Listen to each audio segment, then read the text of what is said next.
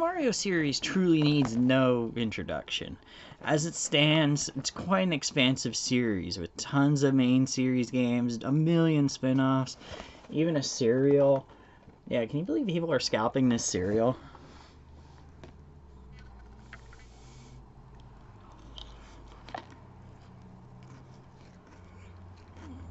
Pretty good.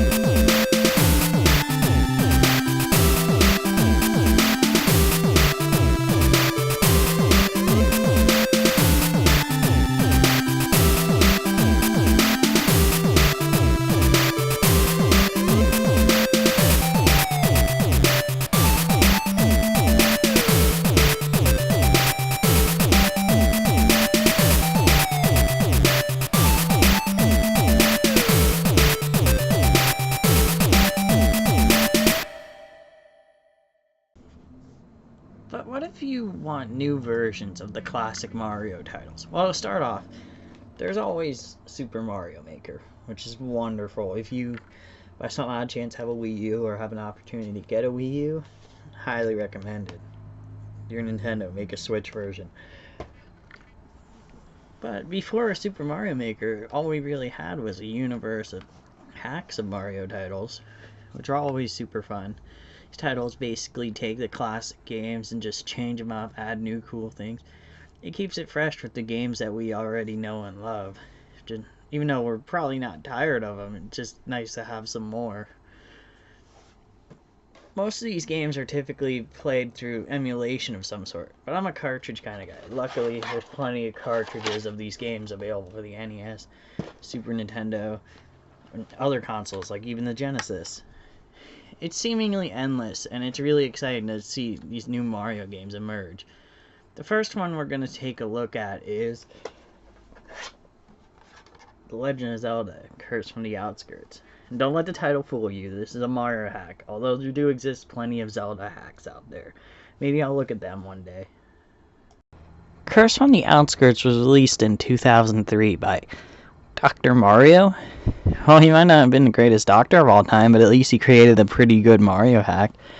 This game you can play as one player or two players. You can play as just Link, or you can also play as the second player, which is his twin brother, Stink. Yeah, Stink. Don't you remember Link's brother Stink from the Zelda timeline? No? Oh, okay. Moving on. The graphics in this game are very Zelda-inspired. The coins have been replaced by rupees, and enemies are things like and Octoroks, as opposed to things like Piranha Plants and Koopa Troopas. Other than that, it plays pretty much like a Mario game that just has a Zelda coat of paint on it.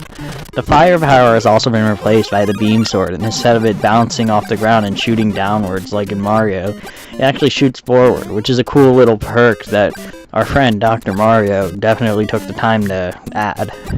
The game is the same length as Super Mario Bros.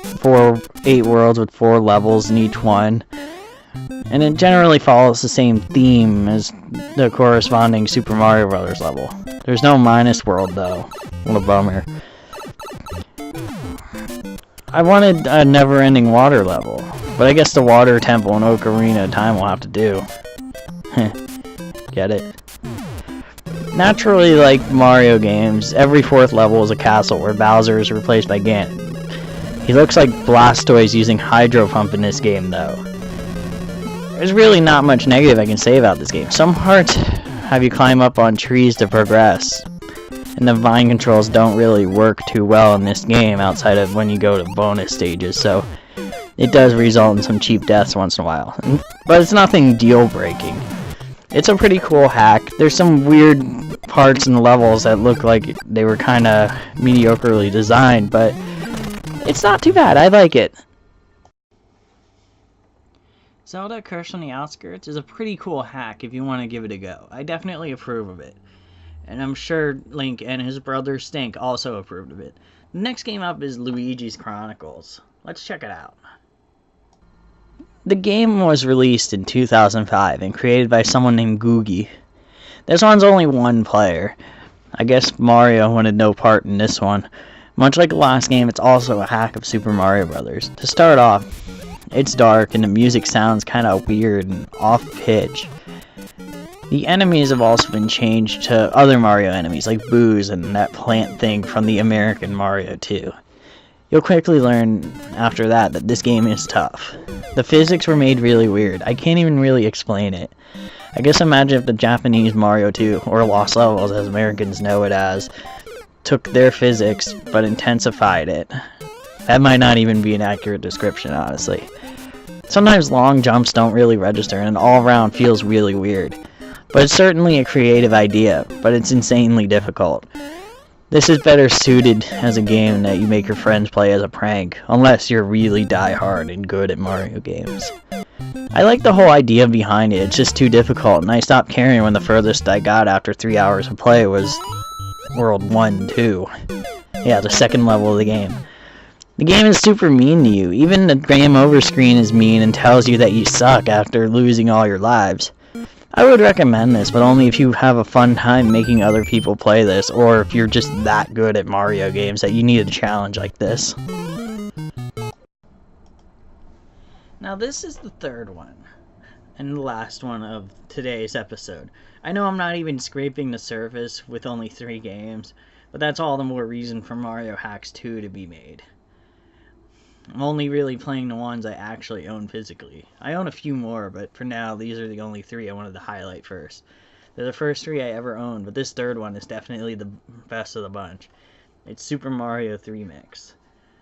And I'm pretty sure a lot of folks are going to say, hey, I already know that one. And that's great if you do, but in that case that somebody doesn't know it, I want to showcase it so that everybody can discover this hack, because it's fantastic. So let's take a look. Super Mario Bros. 3 Mix was created a bit later than the other 2 games, all the way in 2014, making this a pretty recent hack. It was created by Southbird. To start off, the game has a save feature, which is a very welcome addition to any NES title, especially one that's this massive. You choose your character in a similar style to Super Mario USA, or Mario 2 as the US knows it as. You play as Mario, Luigi, or Toad, but I think they're generally just a sprite swap, but it's still pretty sweet. You begin in a level that's a similar structure to 1-1 from the first Super Mario Bros., but with a Super Mario Bros. 3 graphical style. The game definitely borrows elements from most, if not all, main series Mario games, but I'll get into that a little more shortly. Each level has a checkpoint halfway through, and each one has 3 coins that you collect in the same way as you do in the new Super Mario Bros. Series. The levels are somewhat challenging at times, but they're very well done. Once in a while you'll see slowdown, but that's sort of to be expected in most hacks, especially one that's this huge. It's excusable. As you go on, there's also branching paths and secret exits that add replayability outside of collecting 3 coins in each level. You also get mini-games for items like killing fish or eating dinosaurs, stuff like that, which is pretty cool compared to it being nothing but Hammer Brothers fights like in the original Mario 3.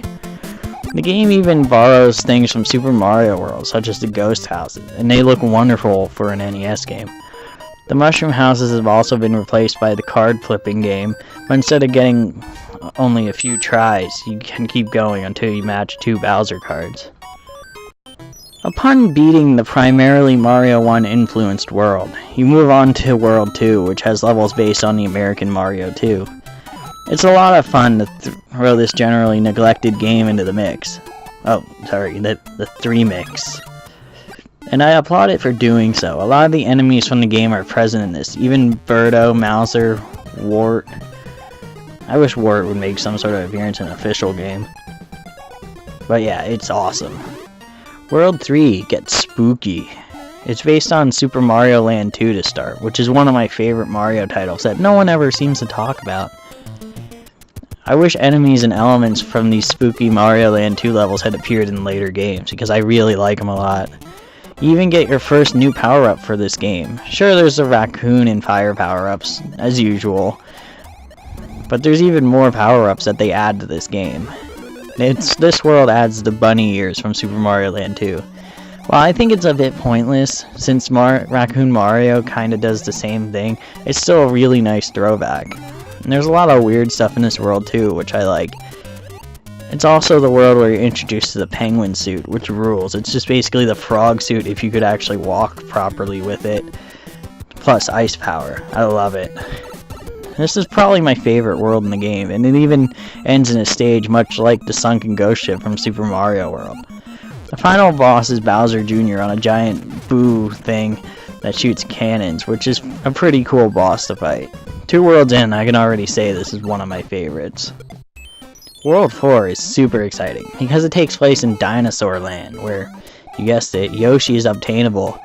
You can only use him in his respective levels, much like the boot, which is realistically probably what the Yoshi was built upon. But it's still a big deal to be able to ride Yoshi in Super Mario Bros. 3 Mix. The world continues to pay homage to Super Mario World. You even get to fight Reznor at one point. The world ends with Bowser Jr. battling while on Yoshi. And he's in the Koopa Clown Car. I love it. Such a good throwback. World 5 is a desert-themed deal, and it has references to the first Super Mario Land in it, like those sphinxes that shoot fire at you. It also has references to other desert stages throughout it too, as well as Super Mario USA, or 2 as you want to call it. And it even ends with the snake boss from Mario 2. It's awesome. World 6 is a water-themed level, heavily influenced by Isle Delfino from Super Mario Sunshine. It even has those piantas in it that throw you up in the air. There's a lot of random levels here too, probably because there's only so much you can do with Isle Delfino theme. The world, much like a bunch of others, ends with another Bowser Jr. fight, but it's a lot of fun. And it's nice that they paid homage to a Mario game that generally goes unnoticed most of the time. World 7 is super cool. It's based on Super Mario Galaxy, and it even captures the whole gravity physics of the game really well. The enemies even look like Mario Galaxy enemies. There's even a boss battle with Toppa Maniac. You remember Toppa Maniac? No, you probably don't. But it's really cool that it was included. This world is a huge feat, and they definitely put lots of love into this game to make it work. And you can tell that the person who created this is genuinely a fan of the Mario series. World 8 is the Dark World. Same thing as Mario 3. No real surprise there. It's sort of a mix-up of all the various styles that were in the past 7 worlds. And a slew of challenging and enjoyable levels. Oh yeah, you can get the boomerang power-up too. It's kind of like the Hammer Brothers suit, only a little easier to use. It's awesome. The world finishes off with a Bowser fight that's basically a more challenging version of his boss fight from Super Mario Bros. 3, which is very suitable for the 3 mix. You beat him, and then peace is restored to the galaxy. Again.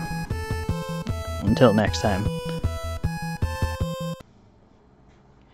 So while all 3 games I looked at today were at least enjoyable to some extent, Super Mario 3 Mix goes above and beyond with that. It's clearly created with lots of love for the series, and it really shows. It pays an homage to the majority of the Mario series in one way or another, and I absolutely love it. I know it's a more well-known hack, but rightfully so, but even if this video gets one person to play it and love it the way that I do, it will have been well worth it. But my question is, what's your favorite Mario hack? Do you have any super good ones or super weird ones I should track down? Should I do a Super Mario hack 2 later down the road? I'd love to explore more of them. Leave a message in the comments if you think I should continue this series, or if you have any hacks that you would like to recommend to me, because I would love to check them out. Anyways, thank you a ton for watching. If you dig it, like and subscribe, and I will catch you all later.